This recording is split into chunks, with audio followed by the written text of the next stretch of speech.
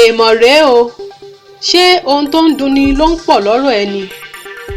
èyí ló dífá fún ẹ̀bùn olóyèdé tí gbogbo ènìyàn mọ̀ sí Olaiya Igwe, tí ó bọ́ ara rẹ̀ sí ìhòòhò ọmọlúàbí ní etí òkun láti gbàdúrà fún olùdíje fún ipò ààrẹ lábẹ́ àsíá ẹgbẹ́ APC. Ó bẹ̀rẹ̀ sí ní gbàdúrà ní kíkankíkan fún olùdíje fún ipò ààrẹ Asiwaju Bola Ahmed Tinubu. Ó kí Ọlọ́run ní mẹ́sàn-án mẹ́wàá nínú àdúrà rẹ̀.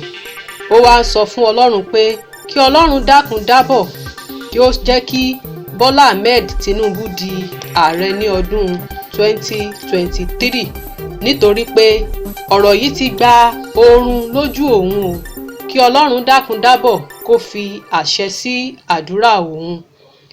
Nínú fọ́nrán tí ó fi sí orí ẹ̀rọ ayélujára, ó gbé àwòrán Bola Ahmed Tinubu àti àwọn olùdíje lábẹ́ àsíá ẹgbẹ́ APC sókè tí àrá sì ń sán lákọlákọ, bẹ́ẹ̀ ni omi òkun bì sí wá sẹ́yìn. Oríṣiríṣi ni èrò àwọn ènìyàn lórí fọ́nrán tí Olaiya Igwe fi síta yìí. Àwọn mìíràn tilẹ̀ sọ wípé àìní àti òṣì òun ló sún débẹ̀.